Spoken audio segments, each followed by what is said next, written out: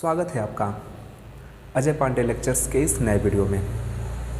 दोस्तों, हम लोग क्लास 12 केमिस्ट्री में ठोस अवस्था नाम का लेसन पढ़ रहे हैं और इस लेसन में हमारा अगला टॉपिक है 7 क्रिस्टल समूह, 7 क्रिस्टल सिस्टम।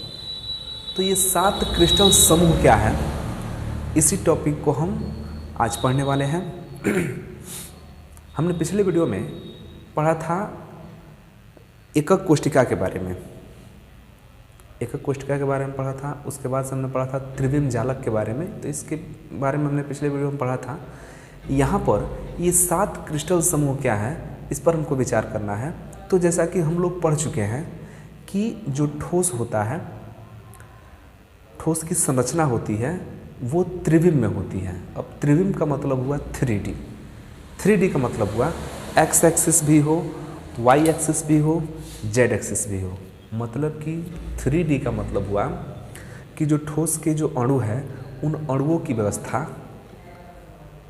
एक्स एक्सिस में भी हो, वाई एक्सिस में भी हो और जेड एक्सिस में भी हो।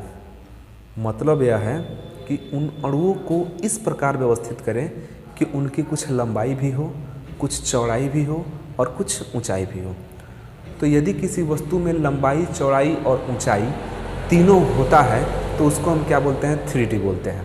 मतलब कि ऐसी वस्तु जिसमें हम उसकी लंबाई, चौड़ाई, ऊंचाई नाप लें तो उसको हम बोलते हैं 3D।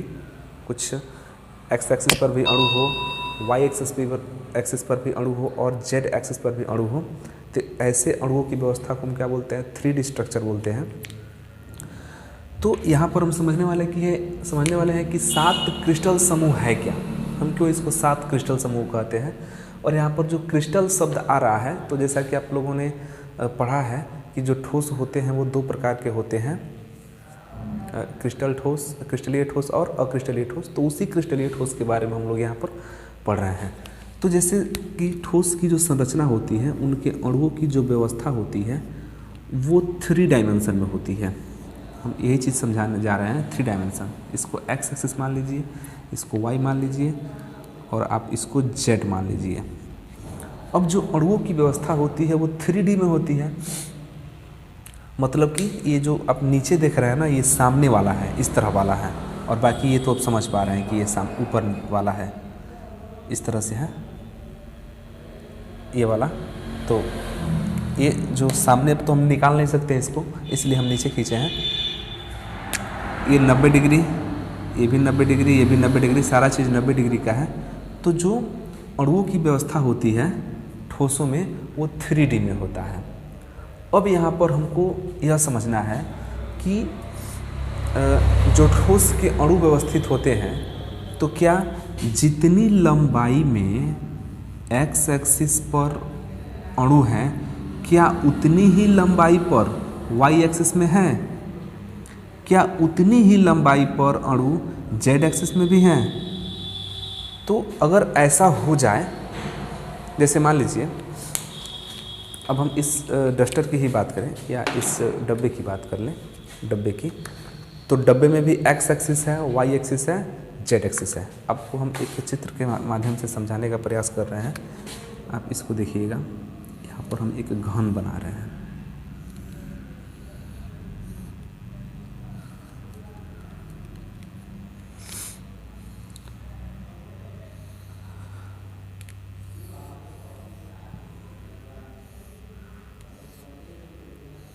चलिए, ये हो गया घन।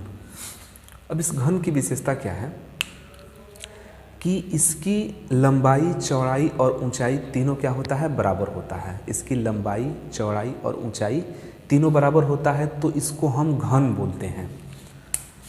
L = B = H, ये तीनों अगर इक्वल हो जाए तो हम इसको क्या बोलते हैं, घन। कोई भी वस्तु है, कोई भी ठोस पदार्थ है, यदि उसकी लंबाई, चौड़ाई और ऊंचाई तीनों बराबर होता है तो उसको हम क्या बोलते हैं, घन बोलते हैं। और एक और विशेषता होता है कि उसका ये एंगल जो है 90 डिग्री का होना चाहिए।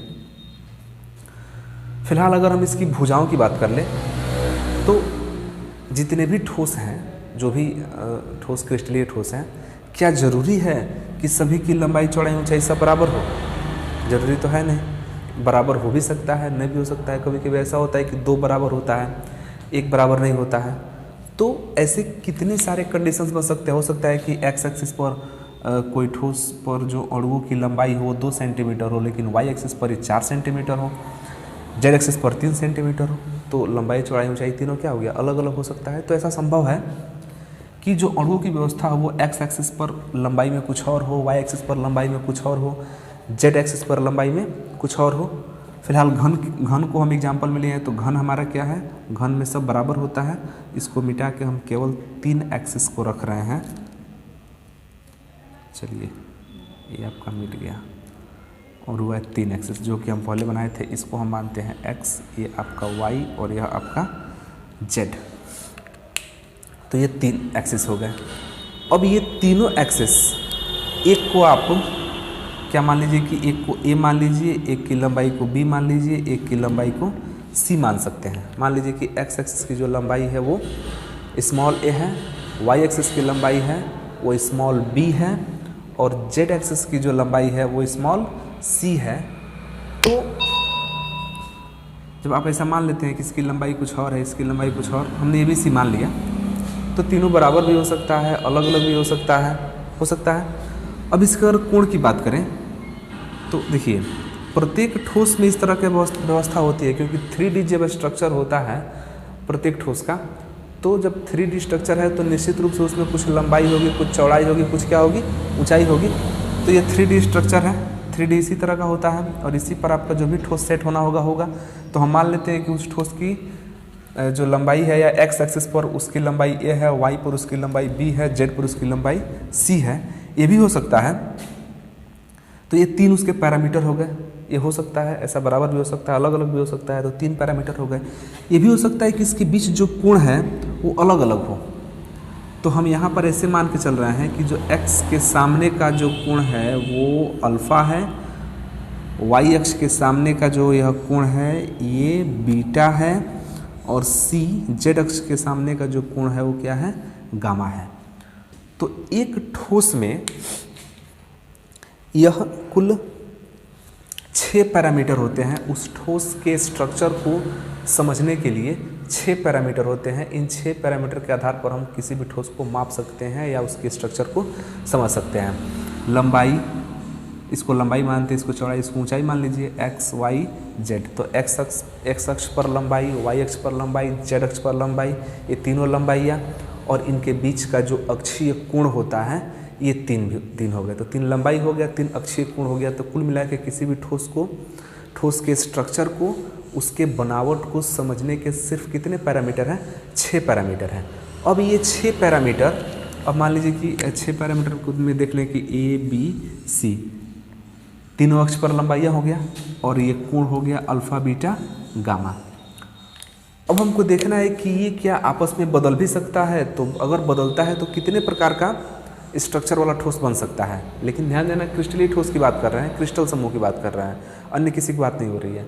तो यहाँ पर मान लीजिए कि अगर A equal to B equal to C है, alpha equal to beta equal to gamma equal to अगर 90 हो जाए, तो जैसा कि आप जानते हैं कि तीनों भुजाएं अगर बराबर हो जाए, तीनों अक्ष बराबर हो जाए, और तीनों का जो अक्षीय कोण है वो 90 डिग्री हो जाए, तो क्या बन जाएगा, घन बन जाएगा, जैसा कि हमने यहाँ पर बनाया था।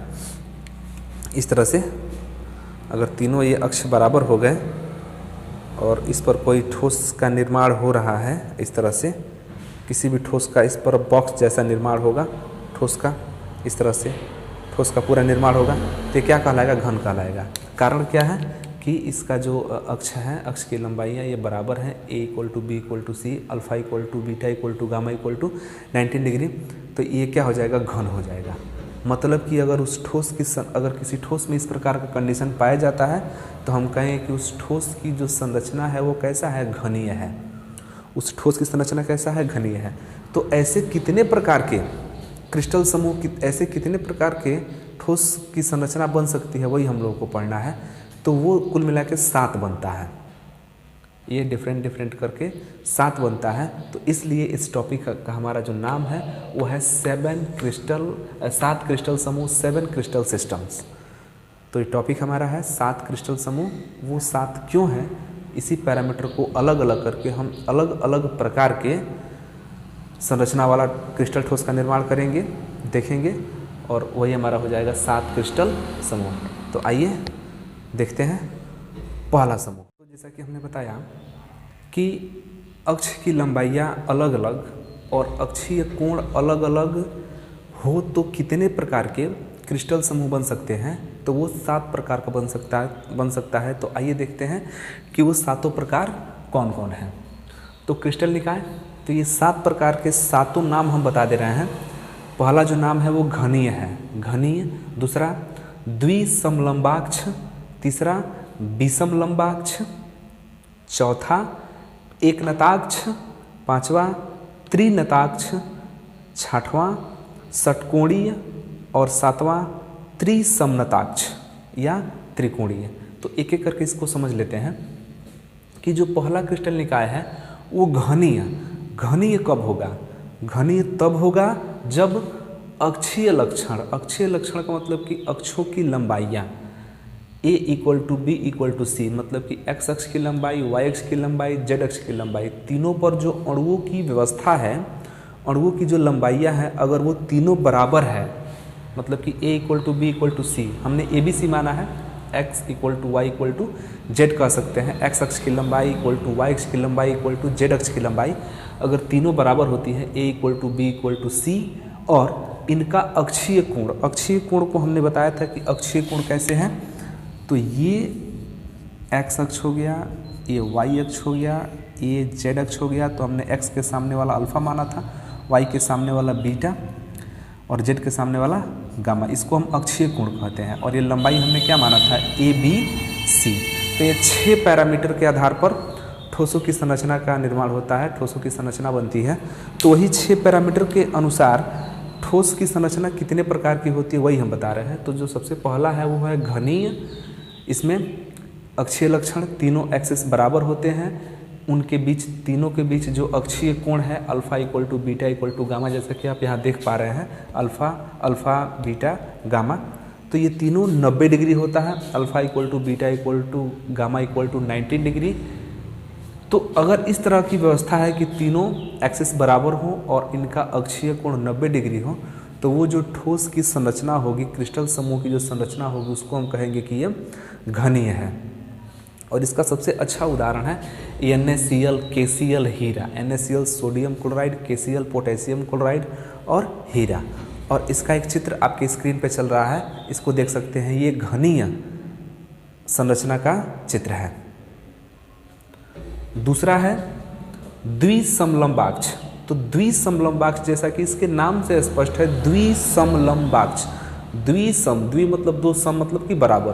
तो द्विसमलंबाक्ष दो बराबर होंगे, देखिए a = b but not equal to c, मतलब कि यह x अक्ष और y अक्ष की लंबाई ये दोनों तो इक्वल है, लेकिन z अक्ष इक्वल नहीं है, जैसा कि घनाभ में होता है।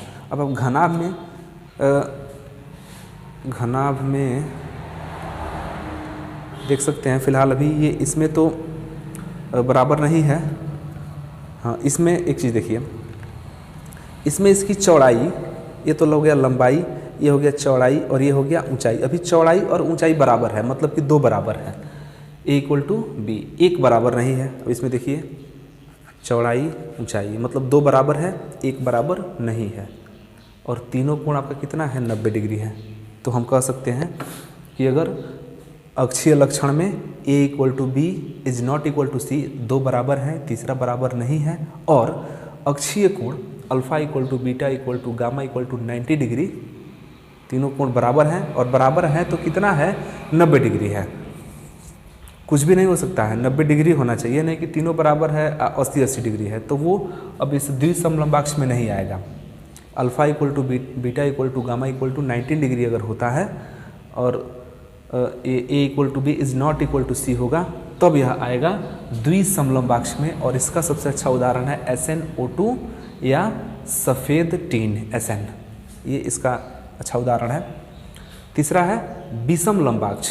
तो विषमलंबाक्ष में अक्षीय लक्षण में तीनों एक्सिस क्या होगा? अलग अलग होगा।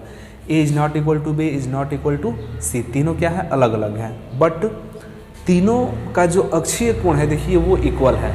तो इसके एक तरह से कहें कि अक्षों की लंबाइयाँ अलग अलग हैं, बट इनके अक्षीय कोण क्या है, इक्वल है, और इक्वल है तो 19 डिग्री है।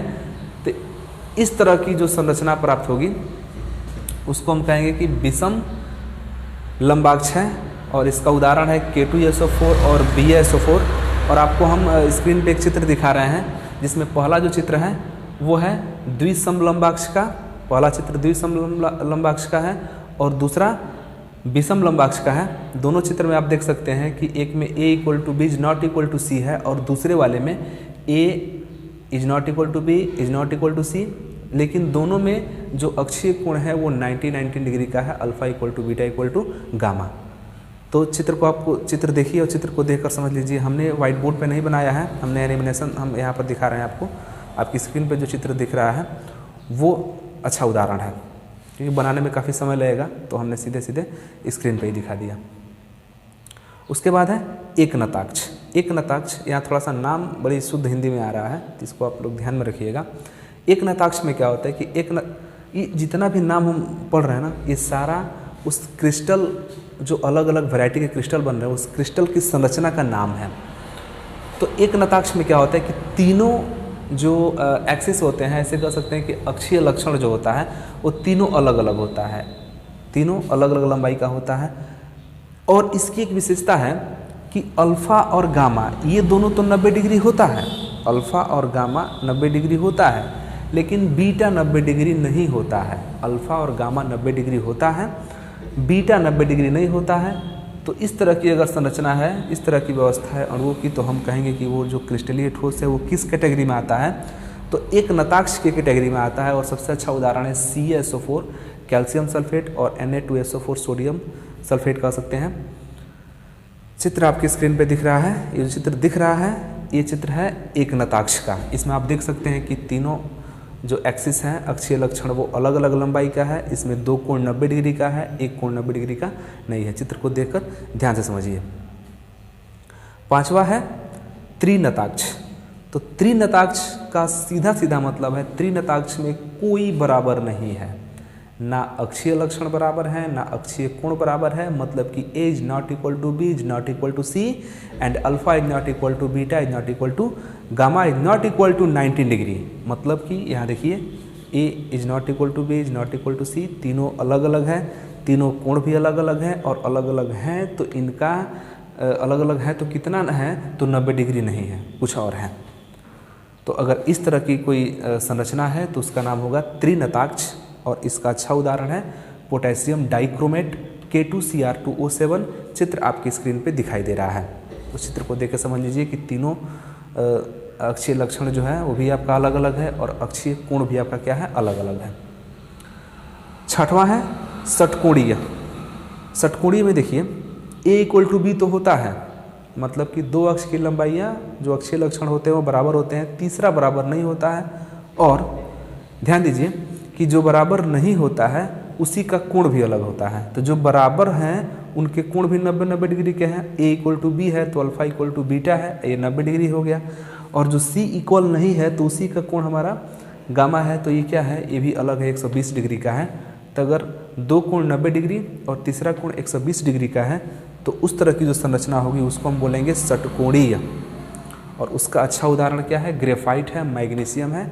चित्र आपके स्क्रीन पे दिखाई दे रहा है, आप चित्र को देख के समझ लीजिए कि दो उसके अक्षीय लक्षण इक्वल है, तीसरा नहीं है, दो कोण बराबर है, तीसरा अलग है, जो बराबर है वो 90 डिग्री के हैं और जो नहीं बराबर है वो 120 डिग्री का है। तो ये हुआ आपका षटकोणीय। और लास्ट है त्रिसमनताक्ष या त्रिकोणीय। तो त्रिकोणीय की सबसे बड़ी विशेषता होती है कि त्रिकोणीय में अक्षीय लक्षण तीनों क्या होता है, बराबर होता है। मतलब कि A = B = C, जैसा कि आपके घनीय में है। लेकिन घनीय में और त्रिनताक्ष में थोड़ा सा का अंतर है। घनीय में क्या होता है कि तीनों बराबर होता है, अक्षीय लक्षण A = B = C इक्वल होता है। त्रिसमनताक्ष में मतलब कि त्रिकोणीय में भी A = B = C होता है। अक्षीय कोण घनीय में भी अल्फा = बीटा = गामा होता है और आपके त्रिकोणीय में भी अल्फा = बीटा = गामा होता है। लेकिन घनीय में ये तीनों किसके बराबर होता है, तो 90 के बराबर होता है। लेकिन त्रिकोणीय में ये तीनों बराबर तो होता है लेकिन 90 नहीं होता है, कुछ और होता है। हो सकता है कि तीनों 80 80 80 हो, या तीनों 70-70-70 हो या कुछ भी हो, लेकिन 90 नहीं है। तो इसको हम बोलेंगे कि ये क्या है, त्रिसमनताक्ष है। और इसका जो अच्छा उदाहरण है वो है क्वार्ट्ज। चित्र आपकी स्क्रीन पे दिखाई दे रहा है, क्वार्ट्ज की संरचना कैसी होती है। तो ये हुआ हमारा 7 प्रकार का क्रिस्टल समूह, जिसको हम बोलते हैं 7 क्रिस्टल समूह, 7 क्रिस्टल सिस्टम। नाम एक बार पुनः सुन लीजिए। घनीय पहला है, दूसरा है द्विसमलंबाक्ष, तीसरा है विषमलंबाक्ष, चौथा है एकनताक्ष, पांचवा है त्रिनताक्ष, छठवां षटकोणीय और सातवां त्रिसमनताक्ष। और इनके हमने यहाँ पर एक बेसिक जानकारी सारा दे दिया है कि किन किन कंडीशन में इनका नाम क्या होगा। अगर तीनों बराबर है और तीनों अक्षीय कोण 90 डिग्री का है तो इसको हम कह सकते हैं कि घनीय है। आप इसका स्क्रीनशॉट ले लीजिए ताकि भूलेगा नहीं।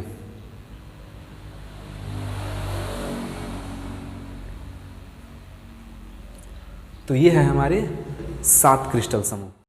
हमारा अगला टॉपिक है ब्रावेज जालक। ब्रावेज जालक, तो अब ब्रावेज जालक है क्या?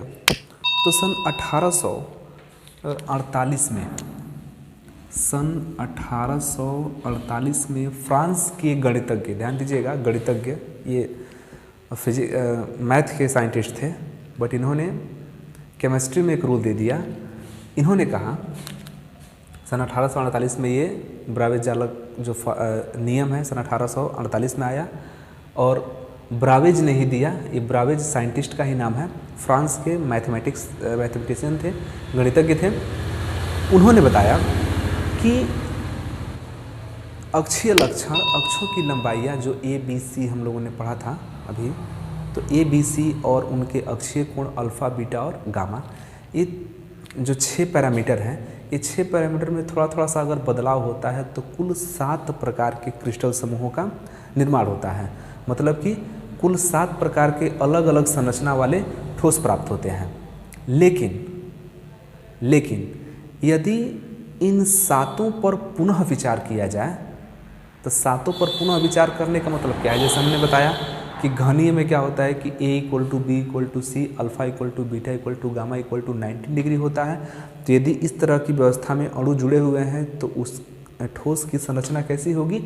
घनीय होगी। लेकिन ब्रावेज ने बताया कि घनीय अगर एकक कोष्ठिका है तो उसको हम 3 प्रकार से व्यवस्थित कर सकते हैं। उसको कितने प्रकार से व्यवस्थित कर सकते हैं? 3 प्रकार से। इसी प्रकार अगर द्विसमलंबाक्ष है तो उसके अणुओं को हम कितने प्रकार से व्यवस्थित कर सकते हैं? 2 प्रकार से व्यवस्थित कर सकते हैं।